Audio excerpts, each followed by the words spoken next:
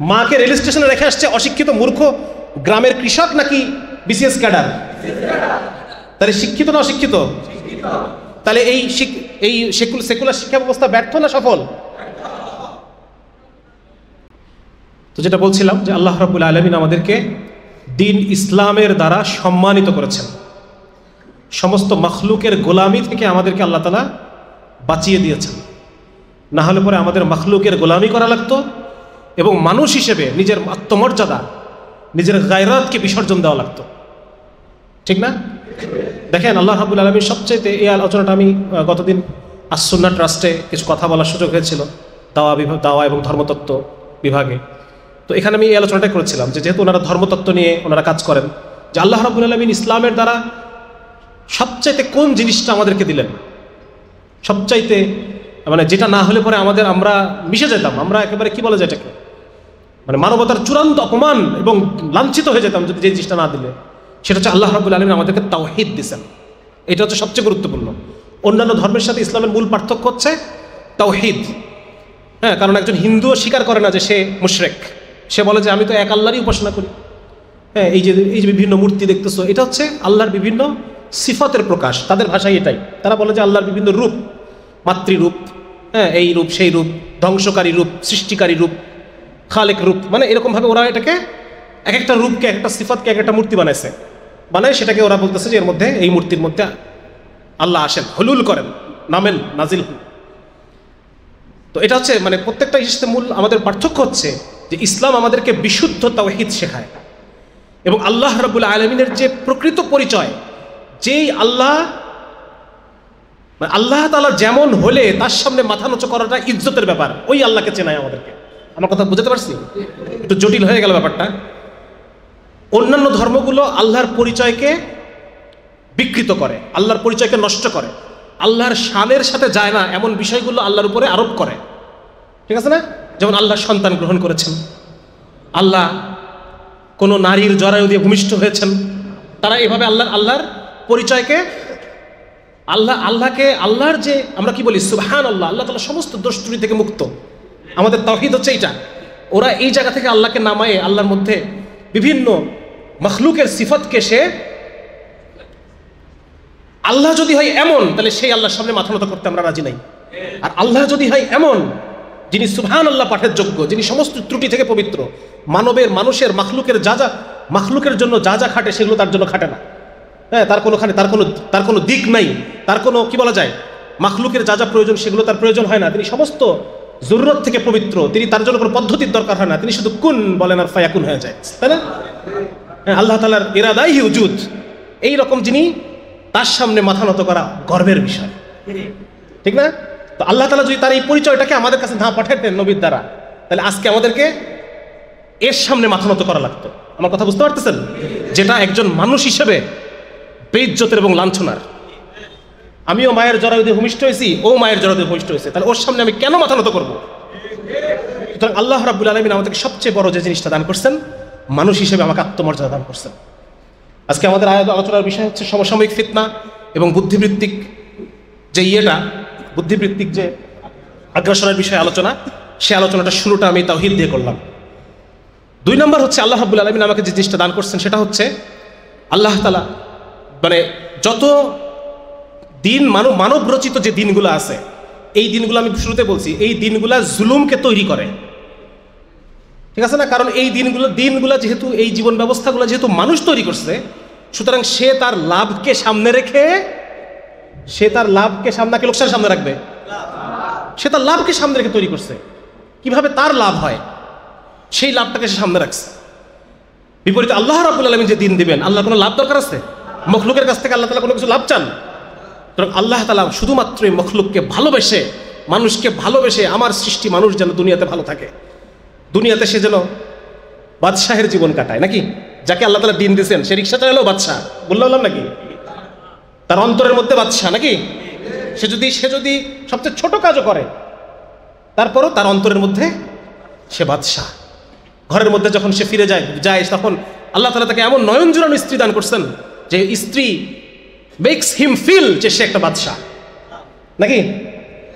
হ্যাঁ, এই জন্য ভাই গুরুত্বপূর্ণ যে আল্লাহ রাব্বুল আলামিন আমাদেরকে 2 নম্বর একটা জিনিস, সেটা হচ্ছে যে সমস্ত মানবরচিত জীবন ব্যবস্থা এগুলো জুলুম তৈরি করে, মানুষের জীবনকে সংকীর্ণ করে ফেলে, মানুষের জীবনকে দ্রব্যমূল্যের দাম বৃদ্ধি, একটা কৃষক সারা মাসের শ্রম দিয়ে বাঁধাকপি ফলাইছে, আজকে সিন্ডিকেটের কারণে দ্রব্যমূল্যের মানে ন্যায্য মূল্য না পাওয়ার কারণে সে তার বাঁধাকপিটাকে এতদিনকার যে ফসল তার সন্তানের মতো তাকে কেটে কেটে জমির মধ্যে কি করতেছে, দেখছেন না এগুলো ভিডিও দেখছেন তো আপনারা, মূলাকে কেটে সে জমির সাথে মিশাই ফেলতেছে তার সন্তানের মতো যে ফসলটা।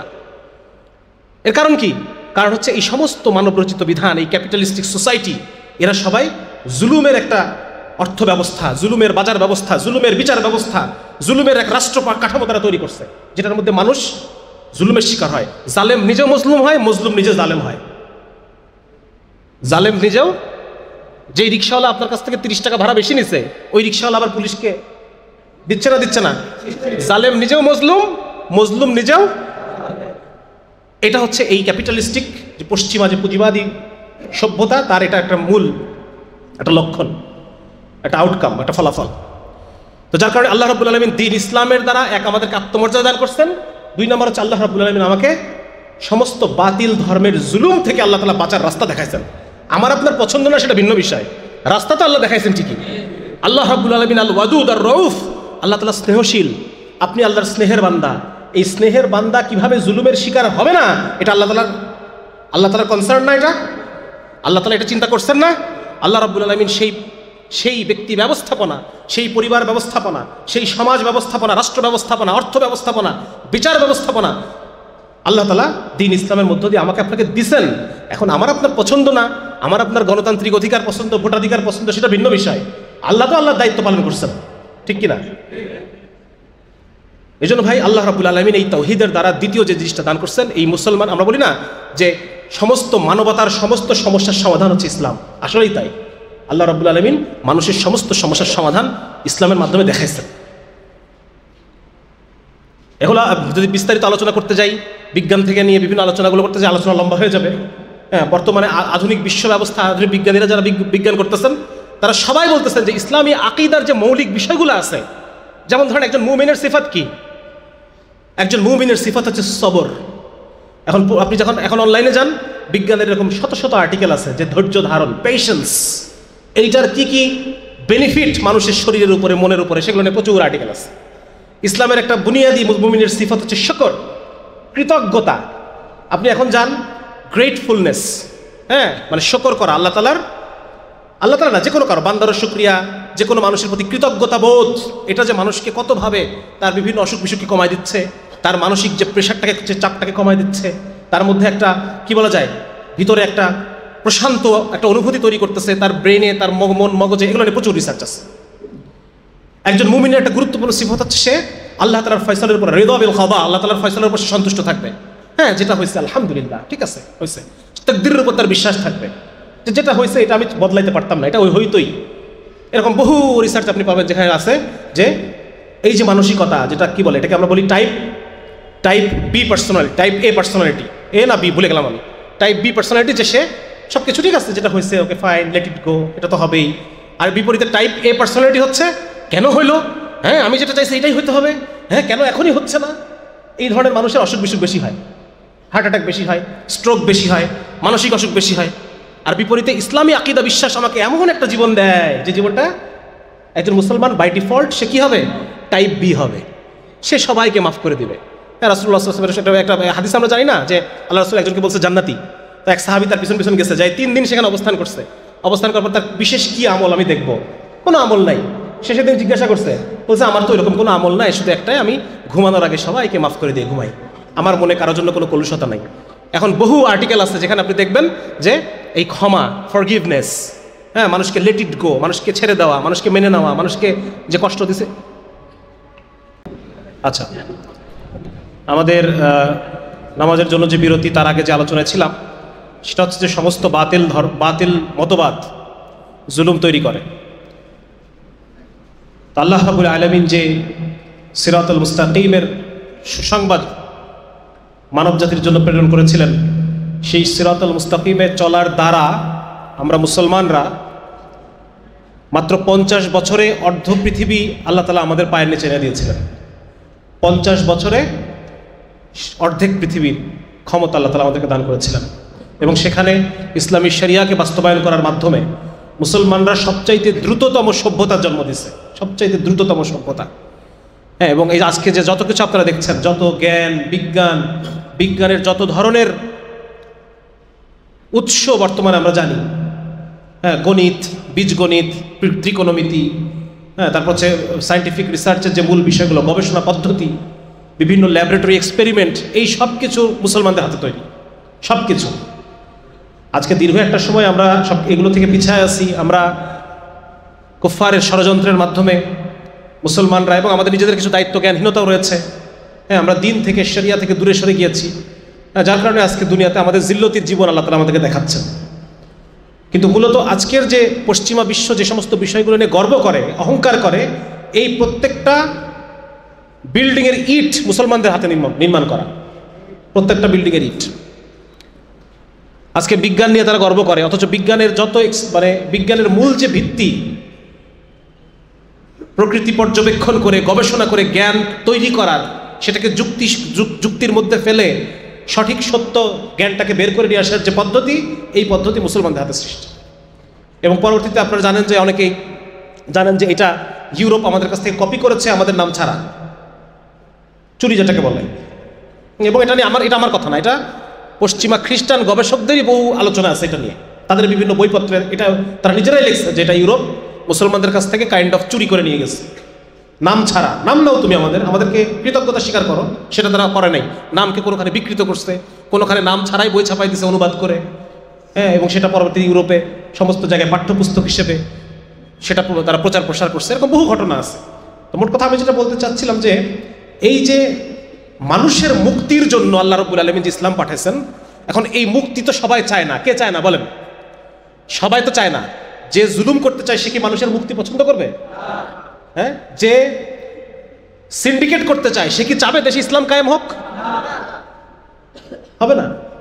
যে রাজনীতিটাকে একটা পেশা হিসেবে গ্রহণ করছে, যে আমি আগামী 5 বছর ক্ষমতায় থাকবো, পরের 5 বছর ক্ষমতায় থাকবো না, যেই 5 বছর ক্ষমতায় থাকবো না ওই 5 বছরের কামাই আমাকে এই 5 বছরে করতে হবে। এগুলো দেখছেন নাকি আপনারা? দেখছেন তো নাকি? যারা মুরব্বী আছে তারা দেখছে, যুবকরা দেখে নাই, যুবকরা হাসিনাকেই দেখছে শুধু।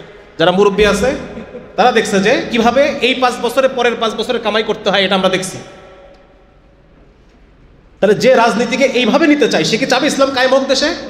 ইসলাম কায়েম হয়ে তার লাভ না লস? তার ইনকাম বন্ধ হয়ে যাবে তো। যে সিন্ডিকেট করে জিনিসপত্রের দাম বাড়ায় দিচ্ছে, মানুষের কষ্টার্জিত টাকাকে যে অবৈধভাবে মজুদদারির মাধ্যমে নিচ্ছে সিন্ডিকেট করে, এই লোকটাকে চাবে সে কখন ইসলাম কায়েম হোক? এখন দেশের যারা সরকার যারা বসায়, যারা পলিসি করে, এরা কারা? এই ব্যবসায়ীরা, বড় বড় ব্যবসায়ীরা। তো ঠিক একইভাবে যখন মুসলমানরা ইউরোপের দ্বার প্রান্তে পৌঁছায় গেল স্পেনে, তখন মুসলমানদের যে জ্ঞান বিজ্ঞান এগুলো ইউরোপে প্রবেশ করলো। প্রবেশ করার পরে ইউরোপের ব্যবসায়ীরা তারা নতুন মতবাদ তৈরি করলো, মানবরচিত মতবাদ যেটাকে আমরা বলতেছি। এইটা আজকের পৃথিবীতে আপনারা যেটা দেখেন, আজকের পৃথিবীর বিভিন্ন দেশ যেভাবে চলে, অর্থ ব্যবস্থা যেভাবে চলে, বিচার ব্যবস্থাগুলো যেভাবে চলে, এইগুলো সব মূলনীতিগুলো তৈরি হচ্ছে ব্যবসায়ীদের হাতে। আমাদের ইসলামী যে ফিকহ শাস্ত্র, এই ফিকহ শাস্ত্রের মূলনীতি কোথায়? কোরআন এবং হাদিসে। আর এদের যে ফিকহ শাস্ত্র, এটার মূলনীতি তৈরি হচ্ছে কাদের হাতে? ব্যবসায়ী দার্শনিকদের হাতে। আজকে যে বাতিল মতবাদ নিয়ে কথা বলছি না, বুদ্ধিভিত্তিক আগ্রাসন এবং ফিতনা, এইগুলো সব তৈরি হচ্ছে কিছু ব্যবসায়ী দার্শনিক। আজকে যাদের নামই ওরা উচ্চারণ করবে, এরা সবাই ব্যবসায়ী দার্শনিক। ঠিক আছে না? একটা সময় আপনারা জানেন যে মুসলমানদের ইসলামের বিরুদ্ধে সবচেয়ে বড় ফিতনা ছিল তাতারিদের ফিতনা। এখনকার ফিতনা হচ্ছে যারা উপনিবেশী বিভিন্ন রাষ্ট্র আছে। হ্যাঁ, আপনারা জানেন যে ব্রিটিশরা আমাদেরকে দখল করে রেখে গেছে। দখল করে তাতারিরা তো আমাদের মনকে দখল করতে পারে নাই, ব্রিটিশরা আমাদের মনকেও দখল করে রেখে গেছে। এটা একই ধরনের ফিতনা দুইটা। 2 নম্বর হচ্ছে এর আগে যেভাবে গ্রিক ফিলসফি, আপনারা যারা উলামায়ে কেরাম আছেন আপনারা গ্রিক ফালসাফা, আপনারা জানেন যে গ্রিক ফালসাফা কিভাবে আমাদের ধর্মকে মানে ইসলামকে কিভাবে বিকৃত করে ফেলতেছিল। এইটার প্রভাবে প্রভাবিত হয়ে মুতাজিলা নামে বিভিন্ন ফেরকা তৈরি হয়েছে, মুতাজিলা, জাবরিয়া, কাদেরিয়া, বিভিন্ন ধরনের ফেরকা তৈরি হয়েছে। এটার বিরুদ্ধে আমাদের কালাম শাস্ত্রবিদ যারা, ইলমুল কালাম যারা চর্চা ইমামরা, তারা এটার বিরুদ্ধে কলম ধরছেন। এগুলো উলামায়ে কেরাম আপনারা অলরেডি এগুলো সম্পর্কে জানেন। তো একই রকমভাবে বর্তমানে ওই গ্রিক ফিলসফির মতো যে ফিতনাটা এখন আমাদেরকে গ্রাস করে ফেলতেছে মুসলমানদেরকে, সেটা হচ্ছে এই পশ্চিমা সভ্যতা। পশ্চিমা সভ্যতা, সৈয়দ আলী আবুল হাসান আলী নদভী রহমতুল্লাহের কথা, যে পশ্চিমা সভ্যতা যেটা, এটা হচ্ছে নতুন ইরতিদাদ। ইরতিদাদ মানে হচ্ছে দিন ত্যাগ করা। এটার কারণে আমরা দিন ত্যাগ করতেছি।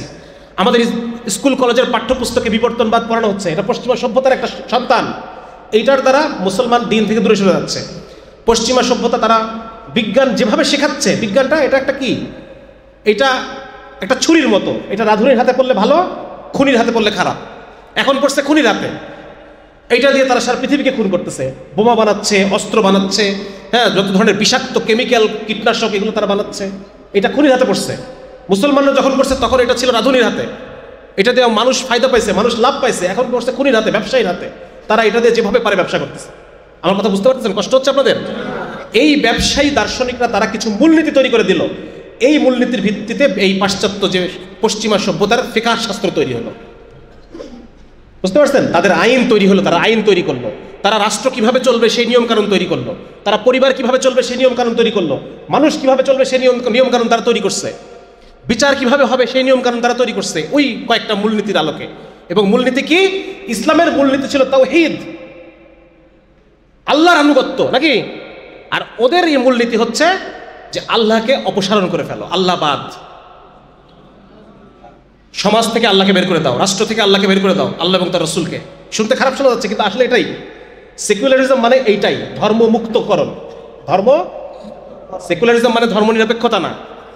পশ্চিমা যে সভ্যতা, তার একটা সন্তান হচ্ছে, কেবল একটা সন্তান বললাম, বিবর্তনবাদ। আর একটা সন্তান হচ্ছে সেকুলারিজম। এই সেকুলারিজম শব্দের মূল অর্থ হচ্ছে ধর্মমুক্তকরণ, নির্ধর্মীকরণ, ধর্মকে বের করে দেওয়া। রাষ্ট্র থেকে ধর্মকে বের করে দাও, শিক্ষা ব্যবস্থা থেকে ধর্মকে বের করে দাও, রাজনীতি থেকে ধর্মকে বের করে দাও, আল্লাহ এবং তার রাসূলকে বের করে দাও, অর্থ ব্যবস্থা, বাজার ব্যবস্থা থেকে আল্লাহ এবং তার রাসূলকে বের করে দাও। আজকে সুদের বিরুদ্ধে কথা বলেন, বলে আরে মোল্লা মৌলবীদের কথা শুনলে কি দেশ চলবে নাকি, দুনিয়া চলবে মোল্লা মৌলবীদের কথা শুনলে? মানে কি তারা বলতে চাচ্ছে যে অর্থ ব্যবস্থায় আল্লাহ এবং তার রাসূলের কোনো বলার কোনো কিছু নাই। আল্লাহ এবং তার রাসূল চুপ থাকো, অর্থ ব্যবস্থায় কোনো কথা বলা যাবে না। এটা আমরা যেভাবে ঠিক করবো এভাবে করে চলতে হবে। ব্যাপারগুলো ধরতে পারতেছেন আপনারা? আমাদের স্পর্ধাটা কোন জায়গায় গেছে।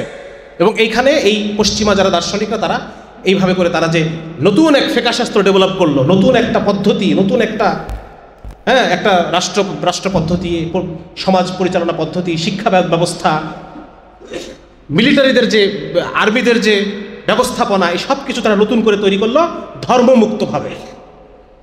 এবং সেইটা তারা পৃথিবীর বিভিন্ন দেশে তারা চাপায় দিল। এই যে মুসলমান যে দেশগুলো, আমাদেরকে তারা উপনিবেশের আমলে ব্রিটিশরা দখল করছে না, আমাদেরকে দখল করে তারা আমাদের শিক্ষা ব্যবস্থার মধ্যে এই জিনিস ঢুকাই দিছে। তারা আমাদের রাষ্ট্রের যে আইনের মধ্যে এটা ঢুকাই দিছে। তারা বিভিন্ন বুদ্ধিজীবী তৈরি করছে নিজেদের দেশে নিজে ট্রেনিং করে। নাম বলতে পারবেন দু একজনের? কে বলেন দেখি, একটা নাম বলেন।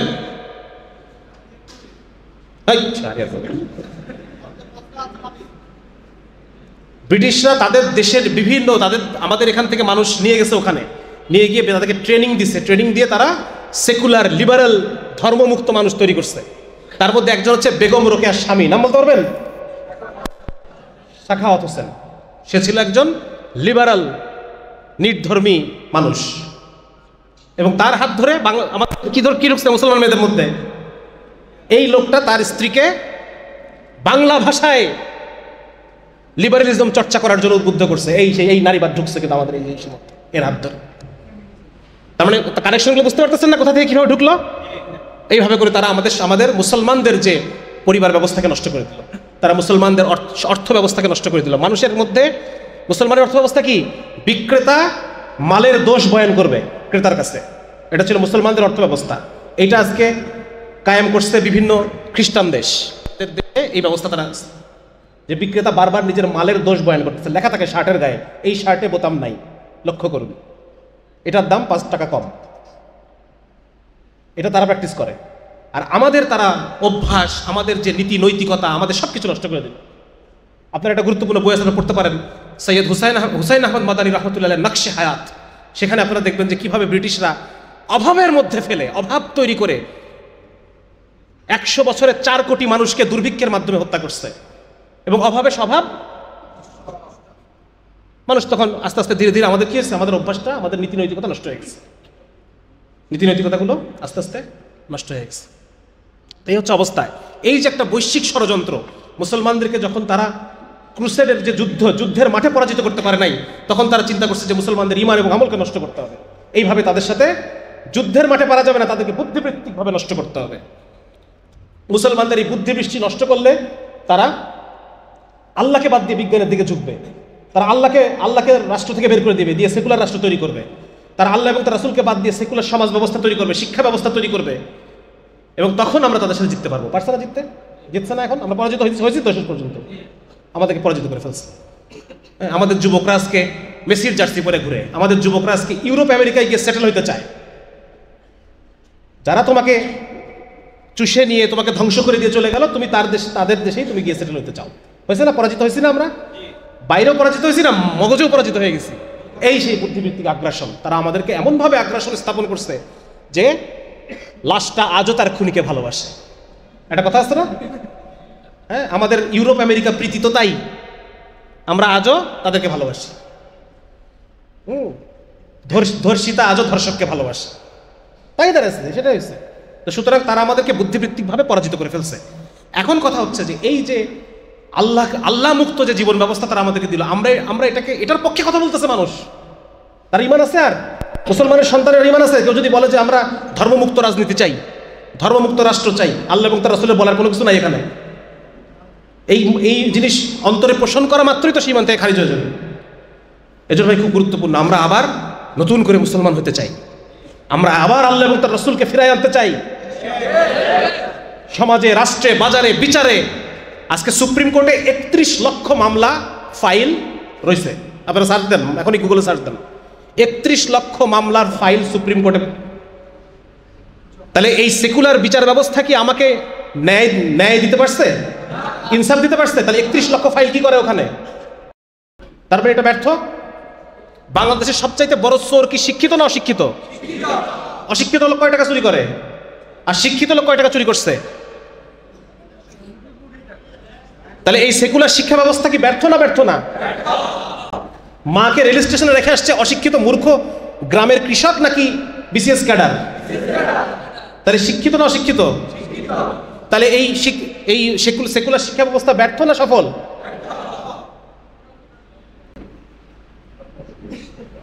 তাহলে এই যে আপনার কি বলে বাংলাদেশের যে কি বলে সবচাইতে বেশি চুরি করছে কারা? এই যে আমলারা, যারা বিভিন্ন জায়গায় আমলা হয়ে বসে আছে, হ্যাঁ, এরা কি এটাকে আমাদেরকে একটা ভালো দেশ উপহার দিতে পারছে, নাকি চুরি চামারি করে আমাদেরকে নিঃস্ব করে দিয়ে গেছে? তাহলে এই সেকুলার আমলাতন্ত্র এটা ব্যর্থ, সেকুলার রাষ্ট্র কাঠামো এটা ব্যর্থ, রাষ্ট্রের মানুষের নিরাপত্তা নিশ্চিত করার জন্য ব্যর্থ নাকি? তাহলে এই যে পশ্চিমাদের যে ব্যবসায়ী দার্শনিকরা নিজেদের ব্যবসাকে মজবুত করার জন্য তারা যে নতুন ধরনের ফিকহ ডেভেলপ করলো এবং সেটাকে যে পৃথিবীর বিভিন্ন দেশে এটাকে ইনস্টল করলো, এই পুরো সিস্টেমটা গত 300 বছরের পুরোপুরি ব্যর্থ। এই বিষয়টা আমাদের বুঝতে হবে, এবং যখন আমি এই বিষয়টা বুঝতে পারবো তখন এটাকে পরিবর্তন করার আকাঙ্ক্ষা আমাদের অন্তরে জন্ম নেবে, ঠিক কি না? এবং ইসলাম এই প্রত্যেকটা জায়গায় কাজ করে। ইসলাম, রাসূলুল্লাহ সাল্লাল্লাহু আলাইহি ওয়াসাল্লাম বলেন যে এই দিন ইসলাম হচ্ছে ফিতরতের দিন। কি বলেন? ফিতরত শব্দ আসছে ফাতরা থেকে, ফাতরা শব্দের অর্থ সৃষ্টি করা। এজন্য ওলামায়ে কেরাম বলেন যে ফিতরত হচ্ছে আল্লাহ রাব্বুল আলামিন যে জিনিসটাকে যেভাবে সৃষ্টি করছেন ওইটা হচ্ছে তার ফিতরত, ওইটা হচ্ছে তার ফিতরত। এটা গাড়ির ফিতরত কি? গাড়ির ফিতরত হচ্ছে এই গাড়ির মধ্যে আপনি অকটেন দিবেন, গাড়ির ইঞ্জিনটা ভালো থাকবে, গাড়ি দীর্ঘদিন ধরে চলবে। এখন আপনি চিন্তা করলেন যে আমার গাড়ি আমি নিজের টাকায় কিনছি, আমার ঘরে থাকে, আমি যেভাবে ইচ্ছা গাড়ি চালাবো, এই গাড়ির মধ্যে আমি কেরোসিন দিয়ে চালাবো, তাতে কার কি? তাহলে এই যে গাড়ির ফিতরত ঠিক থাকবে? গাড়ির ফিতরত ঠিক থাকবে না, ইঞ্জিন নষ্ট হবে। হুবহু একই জিনিস আল্লাহ রাব্বুল আলামিন তার দিন দিয়েছেন, শরীয়ত দিয়েছেন, যে এই শরীয়ত মোতাবেক যদি তুমি নিজে চলো তোমার শরীর ঠিক থাকবে, তোমার মন ঠিক থাকবে, তোমার চিন্তা চেতনা ঠিক থাকবে, হ্যাঁ, তোমার জীবনে প্রশান্তি থাকবে। আর যদি তুমি এর বিপরীত চলো তুমি অস্থির হয়ে যাবা, তোমার দিন অস্থির যাবে, তোমার রাত অস্থির যাবে, তোমার দিনেও শান্তি নাই, রাতেও ঘুম নাই, তুমি সমস্ত কিছুতে পেরেশান হয়ে যাবা, তোমার মেশিন কি নষ্ট হয়ে যাবে। ফিতরত, ইসলাম আমাকে ওই ফিতরতে জীবন ব্যবস্থা দেয় যেটা যেভাবে চললে আমার সব মেশিনপত্র ঠিক থাকবে। ইসলাম আমাকে ওই পরিবার ব্যবস্থা দেয়, নারীর অবস্থান এটা, পুরুষের অবস্থান এটা, নারীর দায়িত্ব এটা, সংসারে স্ত্রীর দায়িত্ব এটা, স্বামীর দায়িত্ব এটা, সন্তানদের দায়িত্ব এটা, এইভাবে যদি কোনো পরিবার চলে, পরিবারটা ঠিকভাবে রান করবে, চলবে। আর যদি উল্টাভাবে চালাও, হ্যাঁ, বাপও 9টা 5টা অফিসে, স্ত্রীও মাও 9টা 5টা অফিসে, সন্তানগুলা কি করতেছে সারাদিন মোবাইলের মধ্যে, এখন পরিবারটা ঠিক থাকবে? কারণ এটা কি হচ্ছে, এটা কেরোসিন দিয়ে চলতেছে, এটা অকটেন দিয়ে চলার কথা ছিল, এটা চলতেছে। একইভাবে এই সমাজ ব্যবস্থা বলেন, অর্থ ব্যবস্থা বলেন, বিচার ব্যবস্থা বলেন, রাষ্ট্র ব্যবস্থা বলেন, ইসলাম দিছিল ফিতরাতি ব্যবস্থা, আর তুমি চালাইতেছো কেরোসিন দিয়া। এই সব কিছুর ফিতরত নষ্ট হয়ে গেছে। এজন্য দেখবেন সব অস্থির, আমাদের পরিবার অস্থির, সমাজ অস্থির, রাষ্ট্র অস্থির, বাজার অস্থির। ভুল বলতেছি নাকি? এটা সমাধান কি ভাই? এটা সমাধান সংকট। সংকট বুঝতে পারছি তো, সংকটটা কোথায়? সংকট হচ্ছে কিছু মানুষ তাদের নিজস্ব স্বার্থের জন্য একটা সিস্টেম তৈরি করছে। এই সিস্টেমটা আমাদের সমস্ত জায়গায় তারা মুসলমানদের, এর আগে মুসলমানরা কোথায় ছিল? পৃথিবীর শ্রেষ্ঠতম, সবচাইতে বেশি ইনকাম, সবচেয়ে বড় লোক, সবচেয়ে ধনী দেশ ছিল মুসলমানরা। যখন ওরা এটাকে দখল করে এই সিস্টেমটা দিছে, এখন মুসলমানরা সবচেয়ে দরিদ্র দেশ হয়ে গেছে, ঠিক না? তাহলে আমাদের সংকটটা আমরা বুঝতে পারছি তো। সংকট হচ্ছে আল্লাহর দিন থেকে সরে যাওয়া, আল্লাহর দিন থেকে সরে গিয়ে পশ্চিমাদের দেখানো প্রেসক্রিপশন অনুসারে চলা, এর দ্বারা আমরা শেষ হয়ে গেছি। এখন সমাধান কি? আল্লাহর দিন ফেরত নিয়ে আসতে হবে, নাকি? এবার এটুকু তো বুঝতে পারছি ভাই, এ ব্যাপারে তার কোনো কনফিউশন নাই। আল্লাহর দিনকে ফেরত আনতে হবে। আপনি নামাজ পড়েন, আপনি নামাজ পড়েন না, নামাজ পড়তে পারতেছেন না, দিনে 2 ওয়াক্ত 4 ওয়াক্ত নামাজ পড়েন, শুধু জুমার মুসল্লি, কিন্তু আপনাকে বুঝতে হবে যে না, আমার আল্লাহর দিনকে ফেরত আনতে হবে, এই আবেগ আপনাকে থাকতে হবে। আপনি হাফ প্যান্ট পরে ঘোরেন, ইসলামের সব বিধান মানতে পারতেছেন না, আপনি প্রেম করেন, বিড়ি খান, কিন্তু আপনি একজন মুসলমান। যেহেতু আপনি একজন মুসলমান, অতএব আপনাকে আল্লাহর দিন চাইতে হবে, নন নেগোশিয়েবল। এখানে এটাকে পরিহার করার কোনো উপায় নাই। আপনি যেহেতু মুসলমান, আপনাকে আল্লাহর দিনে বিশ্বাস করতে হবে, আল্লাহর দেওয়া ব্যবস্থায় বিশ্বাস করতে হবে। আমার কথা বুঝে আসতেছে ভাই? হ্যাঁ, যার একবার রসুলের জন্য যার প্রাণ কাঁদে, রসুলকে যে ভালোবাসে, রাসূল তার সুপ্রিম লিডার, রাসূলের কথাই শেষ কথা। রাসূলের দেওয়া ব্যবস্থা আমাকে গ্রহণ করতে হবে, দিন আমাকে গ্রহণ করতে হবে, এছাড়া কোনো দিন আল্লাহ গ্রহণ করবেন না। ইন্না দীনা ইনদাল্লাহিল ইসলাম, একমাত্র আল্লাহর কাছে গ্রহণযোগ্য ইসলাম। সমস্ত তাগুতের যে দিন, আল্লাহ ছাড়া বাকি যা যা কিছু আল্লাহর বিপরীত দিকে ডাকে, এগুলো কি তাগুত। তাগওয়া শব্দের অর্থ সীমা লঙ্ঘন করা। আল্লাহ থেকে যা যা কিছু আছে আল্লাহ থেকে দূরে সরাই নিয়ে যায়, এরা সবাই তাগুতের দিনকে অস্বীকার করা এবং আল্লাহর দিনকে গ্রহণ করা। লা ইলাহা ইল্লাল্লাহ, বাস এই হচ্ছে আমাদের খোলাসা দিনে। এই জন্য ভাই, সংকটের সমাধান হচ্ছে ইসলামকে ফেরাই নিয়ে আসা, মানুষের মধ্যে ইসলামের ক্ষুধা তৈরি করা। এখন আপনাদের এই যারা এখানে বসে আছেন, সবার মধ্যে একটা ইসলাম চাওয়ার একটা আগ্রহ না, যে ইসলাম আমি দেখতে চাই, এই 2 চোখ বোঝার আগে একটা বার আমি ইসলাম দেখতে চাই, এই জমিনের বুকে ইসলামের পতাকা দেখতে চাই। আসছে না মনের মধ্যে এটা? এই ক্ষুধা প্রত্যেকটা মানুষের মধ্যে তৈরি করতে হবে। কে তৈরি করবে বলেন? বলেন আমি তৈরি করব। জোরে বলেন আমি তৈরি করব। হাত তুলেন দেখি কে তৈরি করবে।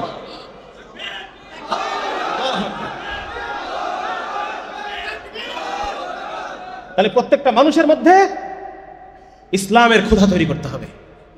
মানুষের মধ্যে আজকে কাফের মুশরিকরা বিভিন্ন রকম এই ভোটের ক্ষুধা, অমুকের ক্ষুধা, তমুকের ক্ষুধা। আরে ভাই, এগুলো দিয়ে কি তোমার সমাধান হবে?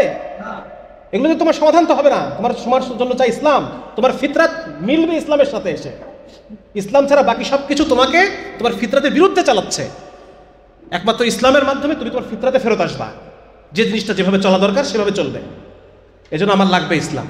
এই ক্ষুধা প্রত্যেকটা মানুষের মধ্যে তৈরি করতে হবে, শহরে, বন্দরে, মাঠে, ঘাটে, হ্যাঁ, পরিবার থেকে শুরু করবেন দাওয়াতি কাজ, সমস্ত জায়গায় বন্ধু বান্ধবের সার্কেল, সবখানে দাওয়াতের কাজ করতে হবে। এবং দাওয়াতটা কিসের হবে? এক তো আমরা এতদিন তবলিগের দাওয়াত দিছি, বিভিন্নভাবে আমরা দাওয়াত দিছি, কিন্তু মানুষকে এখন এই পুরা ইসলামের ব্যবস্থাপনা পুরাটা সব মানুষের সামনে পেশ করতে হবে। এবং তাকে প্রত্যেকটা বেকার যেন বুঝতে পারে আজকে সে বেকার, কারণ ইসলাম নাই। প্রত্যেকটা পতিতাও যেন বুঝতে পারে যে আজকে সে যে দেহ বিক্রি করে খায়, এর কারণ হচ্ছে ইসলাম নাই।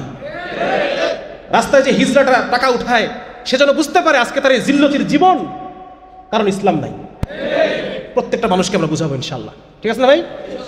এই জন্য ভাই আলহামদুলিল্লাহ, আপনারা এখন কথা হচ্ছে আমরা যে নোয়াখালীতে আমরা কি কাজটা করতে পারি। আর বেশি সময় নাই, 20 মিনিট সময় আছে। নোয়াখালীতে আপনাদের একটা দাওয়াতি টিম তৈরি হতে হবে। এই যুবকরা যারা আজকে এখানে আছেন, সবাই মিলে আমরা একটা দাওয়াতের টিম তৈরি করব। হ্যাঁ, একটা নোয়াখালী পুরাটা একটা টিম, এবং নোয়াখালীর বিভিন্ন ইউনিয়নে আমরা বিভিন্ন মহল্লায় আমরা ছোট ছোট টিম হয়ে আমরা কাজ করব। এবং সেখানে কাজটা কীরকম, আমরা ওলামা কেরামের সাথে পরামর্শ করে মোটামুটি এরকম একটা তরতিব আমরা আপনাদের সামনে উপস্থাপন করতেছি। এটার মধ্যে আপনারা স্থানীয়ভাবে আলেমদের সাথে পরামর্শ করে আরও কম বেশি করে নেবেন, ঠিক আছে না? প্রত্যেকটা স্থানে নিজস্ব বাস্তবতা আছে।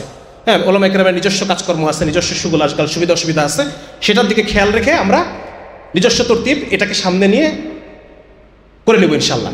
প্রথম কথা হচ্ছে আমরা 3 ভাবে দাওয়াতের কাজ করতে বলতেছি। শুধু মৌখিক কথায় চিরা ভেজে হয় না, কথায় চিরা আর ভিজবে না, কথায় চিরা ভেজার দিন শেষ। এই জন্য আমাদের করতে হবে কি, আমাদেরকে মানুষের যে দুনিয়াবি প্রয়োজন, এই দুনিয়াবি প্রয়োজনে থাকবে কারা? এই দাড়ি টুপিওয়ালা ছেলেরা। মানুষের যত দুনিয়াবি প্রয়োজন আছে, দ্রব্যমূল্যের দাম বাড়ছে, ওকে অসুবিধা নেই, তোমাদেরকে আমরা স্বল্প মূল্যে ন্যায্য মূল্যের তরকারি পৌঁছানোর ব্যবস্থা করতেছি। সামনে রমজান আসতেছে, মানুষের অনেক কষ্ট হবে, জিনিসপত্রের দাম এই সিন্ডিকেটরা বাড়াই দিবে। আমাদের এই সন্তানরা, আপনারা এখনই যারা ব্যবসায়ী আছেন, হ্যাঁ, আপনারা যখন কিছু যুবক মিলে একটা ব্যবসায়ী উদ্যোগ নেন, আপনারা মালগুলা কেনেন, কিনে দরকার কিছু আপনারা মজুত করেন, রমজান মাসে আপনারা এটাকে মানুষকে অল্প লাভে আপনারা এটাকে মানুষকে দিবেন, যাতে মানুষ অল্প মূল্যে জিনিসগুলো পায়। শুরু করেন, নিজেদের ফ্যামিলি থেকে শুরু করেন। যে আমরা এরকম 200 ফ্যামিলি, আমরা যে 200 জন কাজ করি, আমরা আমাদের নিজেদের ফ্যামিলির জন্য প্রথমে এটা করলাম। এরপরে যদি কেউ অ্যাড হতে চায়, আস্তে আস্তে আমাদের কমিউনিটির মধ্যে অ্যাড হবে। মানুষের যেখানে যেখানে কষ্ট, এখানে রাস্তাটা ভেঙে গেছে, এটা কে ঠিক করবে? City corporation? আর 5 বছর পরে ঠিক করবে নাকি? ওদের বাজেট হবে তারপর ঠিক করবে নাকি? না, আমি ঠিক করবো, আমি ঠিক করবো। আপনাদের সমাজে মালওয়ালা আছে না? হ্যাঁ, ওই মালওয়ালার কাছ থেকে মাল ডাউনলোড করতে হবে যে আমরা কাজ করতেছি, যুবকরা ঠিক করতেছি, এখানে 1 লাখ টাকা লাগবে, আপনি দেন, মানুষের কষ্টের জন্য এখানে কাজ করতেছি। এইভাবে আমরা মূলত 3 ভাবে দাওয়াতের কথা বলি। একটা হচ্ছে মৌখিক, একটা সামাজিক, একটা অর্থনৈতিক। মৌখিক দাওয়াত কি? মৌখিক দাওয়াত হচ্ছে আমরা হাটে মাঠে বন্দরে যেভাবে আমরা মানুষকে শরিয়ার কথা বলবো, ইসলামী শরিয়ার কথা, মানুষকে ইসলামী ব্যবস্থার কথা বলবো, এইভাবে বলে বলে মানুষের মধ্যে ইসলামের ক্ষুধা তৈরি করব। তাকে বোঝাবো যে ইসলাম আসলে তোমার সমাধান হয়ে যাবে। ভাই, আজকে তুমি যে কষ্টে আছো, তুমি অসুস্থ, মানসিক কষ্টে আছো, তোমার বউ ভেঙে গেছে আরেকজনের সাথে, সমাধান কি ছিল? হ্যাঁ, তোমার মেয়ে আমাদের সাথে তোমাকে ভেঙে গেছে, তোমার ছেলে মাদকাসক্ত, তোমার ঘরে চুরি হয়েছে, ডাকাতি হয়েছে, এগুলোর সমাধান কি বলেন? একমাত্র যে যেই সমস্যার মধ্যে আছে তাকে বোঝান ভাই তোমার এই সমাধান ইসলামের মধ্যে।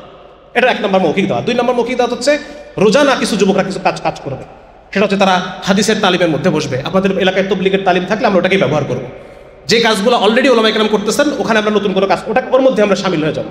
যদি আপনাদের সাপ্তাহিক কোনো তফসির অনুষ্ঠান হয়, মহল্লার যুবকরা ওখানে বসে যাবে, ওটাই তাদের ইসলাহি মজলিস। ঠিক আছে ইনশাআল্লাহ?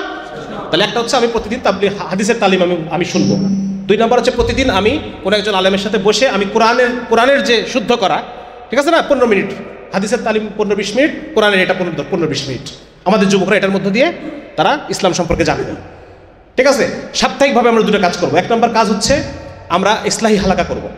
কোনো একজন আলেম, তিনি বড়, খুব বয়োজ্যেষ্ঠ হতে পারে না, আমাদের সমবয়সী হতে পারে, হ্যাঁ, কিভাবে আমরা আরও আমাদের আত্মিকভাবে রুহানি তরক কী হবে, রুহানিভাবে আমরা কীভাবে আরও ইসলামকে অনুভব করতে পারবো, এই বিষয় নিয়ে উনি প্রতি সপ্তাহে উনি 1 ঘন্টা সময় দিবেন। ঠিক আছে? যুবকরা এভাবে তরতিব করে ফেলো। এই হালাকার মধ্যে আমরা কাকে নিয়ে আসবো? ওই যে হাফ প্যান্ট পরে বিড়ি খাচ্ছে, তাকে বোঝাবো তোমার জীবনটা তো ভাই সমস্যার মধ্যে আছে, তুমি যদি এইভাবে মরে যাও তাহলে তো তোমার দুনিয়াও শেষ, তোমার আখিরাতও শেষ নাকি? যে ছেলেটা প্রেম করতেছে, ওকে বোঝাবো ভাই তুমি যে একটা হারাম সম্পর্কের মধ্যে আসো, কিন্তু তোমার নিজের দুনিয়াও শেষ হয়ে যাচ্ছে, তোমার আখিরাতও শেষ হয়ে যাবে। অতএব ভাই তুমি আসো, আমরা ওখানে বসি, প্রতিদিন আমাদের একজন আলেম কথা বলেন, তুমি একটু আসো একদিন, দেখো কেমন লাগে। ঠিক আছে না? এভাবে করে আমরা এটাকে সার্কেলটাকে আস্তে আস্তে কি করবো? বড় করব। 2-3 নম্বর হচ্ছে সাপ্তাহিক একটা পাঠচক্র করব।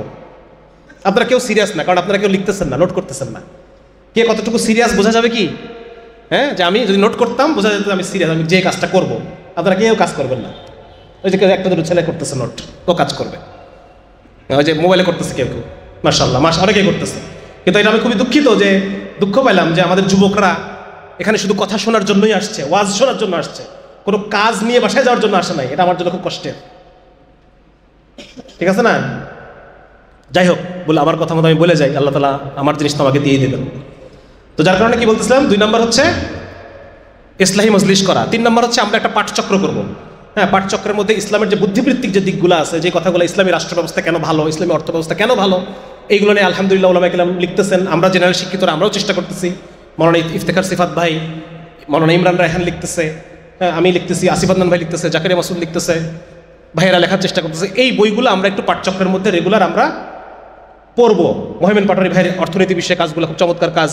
এইগুলো যখন আমরা নিজেরা পাঠচক্র করবো, তখন আমরা মানুষকে বোঝাতে পারবো, মানুষকে কেন ইসলামী অর্থ ব্যবস্থা ভালো, কেন ইসলামী রাষ্ট্র ব্যবস্থা ভালো, কেন ইসলামী সমাজ ব্যবস্থা ভালো, কেন সেকুলার শিক্ষা চেয়ে ইসলামী শিক্ষাটা ভালো, কেন এই আমলাতন্ত্রের চেয়ে ইসলামী আমলাতন্ত্র ভালো হবে, ইসলামী রাষ্ট্র আমলা, এই বিষয়গুলো আপনারা তখন জানতে পারবেন, মানুষকে বোঝাতে পারবেন। তাহলে এটা কত? সপ্তাহে একটা, ঠিক আছে না? আর মাসে আমরা একটা প্রোগ্রাম করবো। সেই প্রোগ্রামটা কি হবে? সেটা প্রোগ্রামটা এইরকম প্রোগ্রাম না। সেটা কেমন? সেটা হচ্ছে আপনার স্থানীয় যুবকদের কিনা আপনারা ব্যাডমিন্টন টুর্নামেন্ট আয়োজন করতে পারেন মাসে একটা। ঠিক আছে না? আপনি এখানে একটা ক্রিকেট টুর্নামেন্ট আয়োজন করতে পারেন, যেখানে শেষ দিন পুরস্কার বিতরণী হবে। কে কে আসবে? একজন আলেম আসবেন, এসে 2 ঘন্টা কথা বলবেন, গিফট প্রাইজ গিভিং করবেন, চলে যাবেন। বোঝা গেছে না? এই জন্য ইসলামের মধ্যে শুধু দিনী প্রোগ্রাম না, জায়েজ যত প্রোগ্রাম আছে এগুলো আমরা করব। বাচ্চাদের নিয়ে একটা কবিতা আবৃত্তি প্রতিযোগিতা, বাচ্চাদের নিয়ে একটা সিরাত রচনা প্রতিযোগিতা, বাচ্চাদের মধ্যে নিয়ে একটা নবীজিকে নিয়ে কবিতা রচনা প্রতিযোগিতা হতে পারে না? হ্যাঁ, শেষের দিন কি? শেষের দিন মহল্লার সবাই আসবে মসজিদে, বাচ্চারা আসবে, একজন আলেম আসবেন, প্রাইজ দিবেন, বয়ান করবেন 1 ঘন্টা, চলে যাবেন। ঠিক আছে না? ইনশাল্লাহ করা যাবে তো? হ্যাঁ, ব্যাডমিন্টন টুর্নামেন্ট চলতেছে, আমরা লো ভলিউমে একটা বক্স রাখলাম, অল্প ভলিউমের জন্য বাইরে না যায়। এখানে দেখা যাচ্ছে আমাদের আহমদুল্লাহ সাহেব বা আজহারি সাহেব, ওনাদের যে ভালো ভালো যে ওয়াজগুলো আছে, ওয়াজগুলো আস্তে আস্তে চলতেছে, কিছু নাশিদ চলতেছে। মানে একটা ইসলামী পরিবেশ তৈরি করতে হবে। বুঝতে পারছেন ভাই কি বলতেছি আমি? হ্যাঁ, আর হচ্ছে বিভিন্ন যে আজে বাজে দিবস আছে, এই দিবসগুলোর জন্য আপনারা তো আলহামদুলিল্লাহ ভ্যালেন্টাইন ডে নিয়ে আপনারা অনেক কাজ করছেন, আমরা দেখলাম বাইরে। এইভাবে এই কাজগুলো করতে হবে, মানুষকে বুঝাইতে হবে যে বর্তমানে তুমি যেটা করতেছো তুমি ধ্বংস হয়ে যাবা। বিপরীতে ইসলাম যেটা করো, ইসলাম আল্লাহ তাআলা পাঠাইছেন এটা তোমাকে বাঁচানোর জন্য, তোমাকে উদ্ধার করার জন্য। এই বিষয়টা বিভিন্নভাবে, শুধু মুখে না, দেখায়, পোস্টারিং, লিফলেটিং, বিভিন্ন প্রোগ্রাম অ্যারেঞ্জ করা, বিভিন্ন মানুষের দুনিয়াবী সমস্যাগুলোকে অ্যাড্রেস করা। আপনার এই মহল্লার মধ্যে সবচাইতে রেয়ার ব্লাড গ্রুপ যে রক্তগুলো পাওয়া যায় না, এই লিস্ট আছে। কার কাছে আছে? কার কাছে থাকবে? আমাদের কাছে আছে। আমাদের কাছে আছে, আমাদের মসজিদে নাম্বার দেওয়া আছে যে রক্তের জন্য যোগাযোগ করুন। আমার কাছে লিস্ট আছে, আমি আপনাকে লোক ধরাই দেবো, অসুবিধা নেই। ওই লোকের খোঁজ দিয়ে দিব, উনি যে আপনার সাথে গিয়ে রক্তটা দিবে। বোঝা গেছে ভাই? মানুষের আপনাদের এলাকার মধ্যে আপনারা একটা স্বাস্থ্য শিক্ষা ক্যাম্পেইন চালু করেন। আপনাদের বিভিন্ন স্কুল আছে না, স্কুলে আপনারা স্যারদের কাছে সময়, স্যার আমরা বাচ্চারা কীভাবে লেখাপড়া আরও ভালো করতে পারে সেই বিষয়ে আমরা ক্যারিয়ার কাউন্সেলিং 3 দিনের জন্য আমরা করব। কে কে আসবে? নোয়াখালী মেডিকেল কলেজ থেকে লোক আসবে, নোয়াখালী বিজ্ঞান প্রযুক্তি থেকে ছেলেরা আসবে, এসে একজন স্যারও আসবে, এসে বাচ্চাদেরকে কীভাবে ভালো পড়াশোনা করতে হয় শেখাবে। ভালো পড়াশোনা কীভাবে হবে বলেন না কেন? এই সেকুলার দুনিয়া এইভাবে চললে ভালো পড়াশোনা হবে, নাকি ইসলাম মেনে চললে ভালো পড়াশোনা হবে? হয়তো ঢুকবো স্বাস্থ্য দিয়ে, ফাল হয়ে ফাল হয়ে বেরো যাবো, ইসলাম দিয়ে বেরো যাবো। ঠিক আছে না? বুঝতে পারছেন কাহিনীটা কি করতে হবে? তারপর হচ্ছে আপনারা দেখাচ্ছে বিভিন্ন কলেজে আপনারা হেলথ ক্যাম্পেইন করেন, বিভিন্ন আপনাদের মহল্লার মধ্যে স্বাস্থ্য শিক্ষা। কে আসবে? একটা মেডিকেল কলেজ থেকে একটা ছেলে আসবে, আমাদের দাড়িটুপিওয়ালা ছেলে এসে সে বিভিন্ন মানুষের স্বাস্থ্য বিষয়ক, পুষ্টি বিষয়ক বিভিন্ন কিছু শেখাবে, ভিতরে ভিতরে ইসলাম শিখাই দিয়ে চলে যাবে। বোঝা গেছে ভাই? এই জন্য আমাকে বিভিন্ন রাস্তা বের করতে হবে, রাস্তা, ইসলাম ঢুকানোর রাস্তা। শুধু ওয়াজ মাহফিল তো সরাসরি রাস্তা, আমাকে বিভিন্ন পিছনের গেট বের করতে হবে, যেদিক দিয়ে আমি ওকে ইসলাম ঢুকাই দেব। করা যাবে তো ইনশাল্লাহ ভাই? হ্যাঁ হ্যাঁ। তারপর হচ্ছে এখানে যারা ওলামায়ে কেরাম আছেন তাদের প্রতি আমার আরজ থাকবে ভাই, যে হযরত আপনারা আমাদের জন্য একটা জিনিস সেটা আপনারা জন্য করেন, সেটা হলো যে আমাদের মা বোনদের জন্য দিন শেখার ব্যবস্থা করে দেন। আপনার যে মাদ্রাসাগুলো আছে, এই মাদ্রাসার অবকাঠামো ব্যবহার করে প্রতি সপ্তাহে একদিন যেন আমার মহল্লার মেয়েরা একসাথে হয়ে তারা যেন একটা দিন শিখতে পারে। বছরে 52টা ক্লাস যদি তাদের দেওয়া যায়, ইনশাআল্লাহ তাআলা আমাদের মা বোনরা দিনের পথে আরও দ্রুত আসে ছেলেদের চেয়ে। ঠিক না? এই জন্য মেয়েদের জন্য যে দাওয়াতি ব্যবস্থা, এটা আমাদের করতে হবে। আপনারা করবেন না, কারণ আমাদের দ্বারা ফিতনার আশঙ্কা আছে, এটা ওলামায়ে কেরাম করবেন। ঠিক আছে ইনশাআল্লাহ ভাই? আমরা জুড়াই দেবো আমাদের মা বোনদেরকে, এটার সাথে কি করে দেবো? এখানে জুড়াই দেবো যে নিকটস্থ কোন মাদ্রাসায় মেয়েদের জন্য দিন শেখার ব্যবস্থা আছে, সপ্তাহে একটা সাপ্তাহিক লেকচার হয়, সেখানে আমি জুড়াই দেবো ইনশাআল্লাহ। করবো তো ইনশাআল্লাহ এগুলো? হ্যাঁ, এইভাবে বিভিন্নভাবে দেখবেন। আপনারা এখন বসেন, আপনারা নিজেরা বসেন, স্থানীয় ওলামায়ে কেরামের সাথে বসেন, যে আপনারা কিভাবে এই নোয়াখালী এলাকাটাকে নিয়ে, আলহামদুলিল্লাহ বাংলাদেশের অধিকাংশ জেলায় এখন দাওয়াতি কাজ এইভাবে শুরু হয়ে গেছে আলহামদুলিল্লাহ। স্থানীয় ওলামায়ে কেরামের পরামর্শ অনুসারে যুবকরা নেমে গেছে মাঠে। ঠিক আছে না? নোয়াখালী তো আলহামদুলিল্লাহ কাজ চলতেছে। বাকি আপনারা সবাই ভাই, এই দিনের কাজ আপনি কেন করবেন? কেন করবেন এই দিনের কাজ? হ্যাঁ, কারণ হচ্ছে এই বাংলাদেশ ভূখণ্ড এটা মুসলমানের দেশ, কিন্তু এই দেশে মুসলমানকে সবচাইতে বেশি অপমান সহ্য করতে হয়। এই দেশে মুসলমান সবচেয়ে বেশি সংখ্যালঘু। আজকে বর্তমান অন্তর্বর্তী সরকারের যে নারী কমিশন, তারা সুপারিশ করছে যে মেয়েদেরকে পুরুষের সমান অধিকার দেওয়া হোক। এর মানে কি? এর মানে ওই কমিটিতে একটা মুসলমানও নাই যে নামাজ পড়ে, যে কোরআন পাঠ করে, যে আল্লাহ এবং তার রাসূলকে মহাব্বত করে। একটা লোক নাই ওই কমিশনের মধ্যে, 10-15 জনের মধ্যে আছে। কই? আজ থাকলে পরে এটা বলে নাকি? যদি কেউ একজন থাকতো যে আল্লাহ এবং তার রাসূলকে মহাব্বত করে, তাহলে এই কথা বলতে পারে? তাহলে ওই কমিটিতে একটা মুসলমানও নাই। ঠিক তো? তাহলে একটা মুসলমানের দেশে মুসলমান নারীদের অধিকার কি হবে না হবে এটা ঠিক করে দিচ্ছে যার অন্তরে আল্লাহ, তার রাসূল এবং কোরআনের প্রতি বিন্দু মাত্র ভালোবাসা নাই। তাহলে সবচেয়ে বড় সংখ্যালঘু কে? আপনি, আমি। তাহলে এইটাকে এই টেবিলটাকে উল্টানোর জন্য আমাকে আপনাকে এই কাজটা করতে হবে। এই ভূখণ্ডে আমার আপনার সন্তান যে শিক্ষা ব্যবস্থা চালু করা হয়েছে, এই শিক্ষা ব্যবস্থার মধ্যে দিয়ে আপনার সন্তানটা শেষ পর্যন্ত নামাজি থাকবে কিনা, মুসলমান থাকবে কিনা, সেই গ্যারান্টি আছে আপনার? আপনার শিক্ষা ব্যবস্থার মধ্যে সমকামী ঢুকাই দিছে, দুইজন সমকামীদের যারা সাপোর্ট দেয় তাদেরকে ঢুকাই দিছে। সেটা আন্দোলন করে আমাদের সরানো লাগছে, আন্দোলন করে আমাকে সরানো লাগছে আমাদেরকে। কেন সরাতে হবে আন্দোলন করে? এদেশ মুসলমানের না?